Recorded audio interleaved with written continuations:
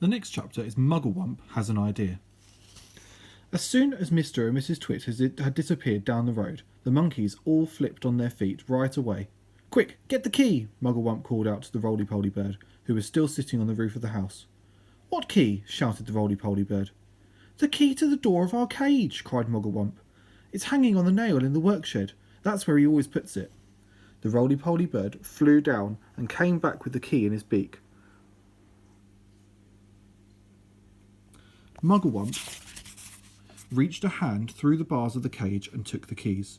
He put it in the lock and turned it. The door opened. All 4 monkeys leapt out together. "We're free!" cried the 2 little ones. "Where shall we go, Dad? Where shall we hide?" "Don't get excited," said Mugglewump.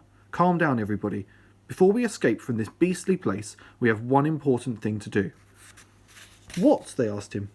"We're going to turn those terrible Twits upside down." "We're going to what?" they cried. "You must be joking, Dad." "I'm not joking," Mugglewump said. "We're going to turn both Mr. and Mrs. Twit upside down with their legs in the air."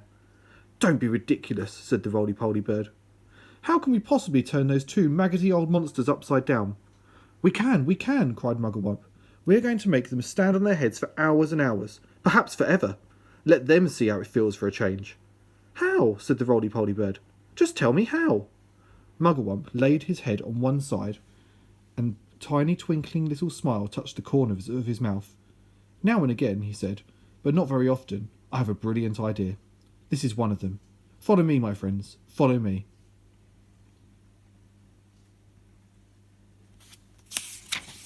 He scampered off towards the house, and the 3 other monkeys and the roly-poly bird went with him. "Buckets and paintbrushes," cried Mugglewump. "That's what we want next. There are plenty in the workshed. Hurry up, everyone. Get a bucket and a paintbrush." Inside Mr. Twit's workshed there was an enormous barrel of hug-tight sticky glue, the stuff he used for catching birds. "Fill your buckets," Mugglewump ordered. "Now we are going into the big house." Mrs. Twit had hidden the key to the front door under the mat, and Mugglewump had seen her doing it, so it was easy for them to get in. In they went, all 4 monkeys with their buckets of sticky glue. Then came the roly-poly bird flying in after them, with a bucket in his beak and a brush in his claw.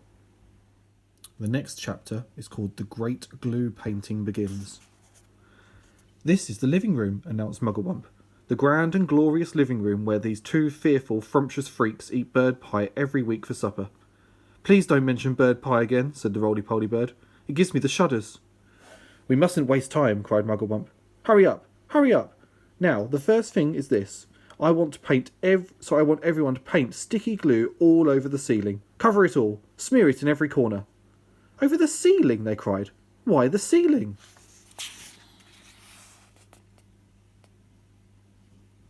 "Never mind why," shouted Mugglewump. "Just do as you're told and don't argue."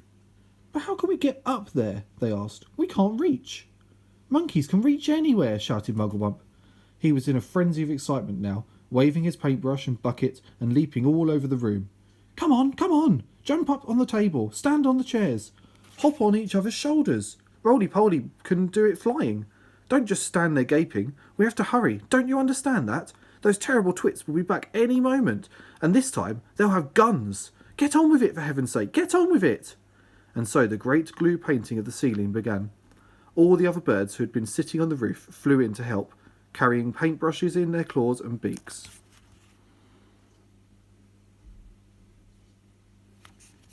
There were buzzards, magpies, rooks, ravens, and many more. Everyone was splashing away like mad, and with so many helpers, the job was soon finished.